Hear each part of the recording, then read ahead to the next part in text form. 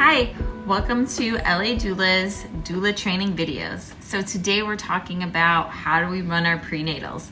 Let me tell you, the reason why I hired my doula and started this whole journey was she came prepared. I can't tell you how many doulas I interviewed and they didn't even bring, I don't know, anything.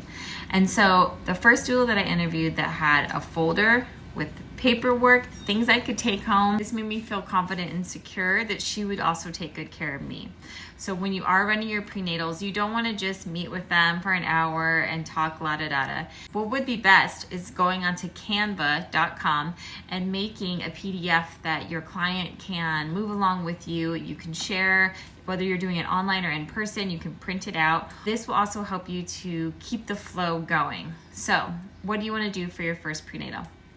The first prenatal, you should talk about birth choices. Go over each intervention that is going to happen. This will take up a large part of the class or the meeting. You're going to want to really hit all those intervention topics. If you're not sure what those should be, just go over to the prenatal appointment pack that you got with these videos and you'll see in there.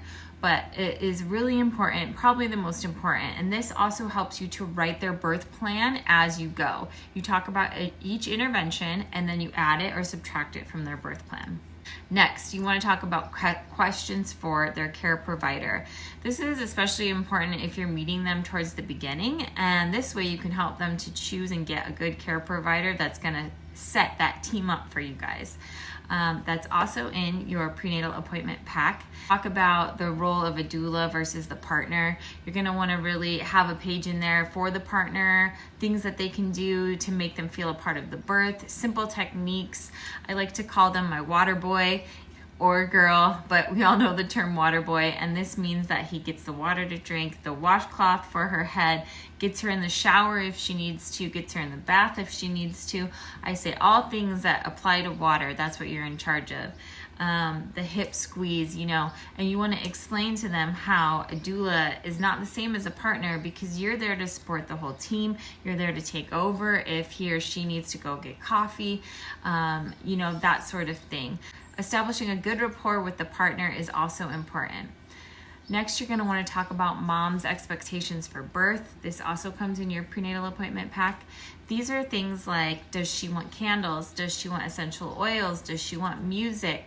And you need to find out what those things are. Does she want you to take photos? Are you decorating the room or are they? All these things are really important so that when you come in, it's a smooth transition. You'll talk about pushing and you'll talk about postpartum. Teach her about the placenta, what happens after she pushes the placenta out. And then you can lead on to things like, do you want placenta pills? Do you want me to help you find somebody to do that for you, encapsulation? I usually save the first prenatal for all things birth. Another great thing to do is the hospital checklist. It helps to ease her mind and put her at peace. You can go over everything on that list and what it does. You know what a peri bottle is.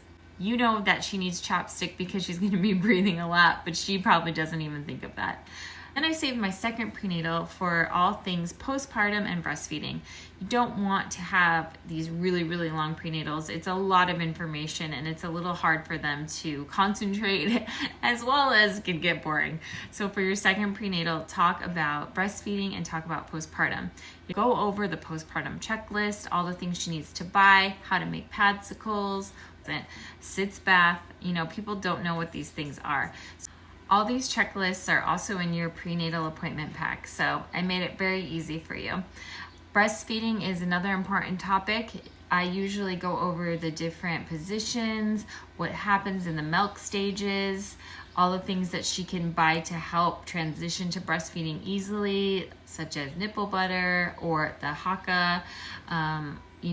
Use all of your wisdom and pour it on in there. This information is also available in the prenatal appointment pack. And then you'll want to talk about postpartum care for the mom, how long she bleeds for, what kind of supplements she can take, to ease the transition. Talk about rest, talk about food, talk about how much the baby is going to need her and how that's okay. And then most doulas have a postpartum appointment as well. I found this appointment is great for just reflecting on the birth, bringing sort of a little gift, some cookies, tea, etc. to the mom, letting her know how much you appreciated that she hired you. Usually at this time, the mom hasn't had time to talk about her birth or reflect on it to anybody else. And so this is a really great way to open up that conversation and let the mom sort of relax in your presence. Another way you can use your postpartum appointment is offering to take care of baby while she sleeps. It's really up to her and how you want to run your business. So I hope this helps with organizing your prenatal appointments. If you have any specific questions, you can always go on my Instagram. I really break down a lot of things on there, and just keep referring to your prenatal appointment pack. And I will see you in the next video where we talk about how to navigate a birth room and what happens when you actually do go to the birth. Thanks so much.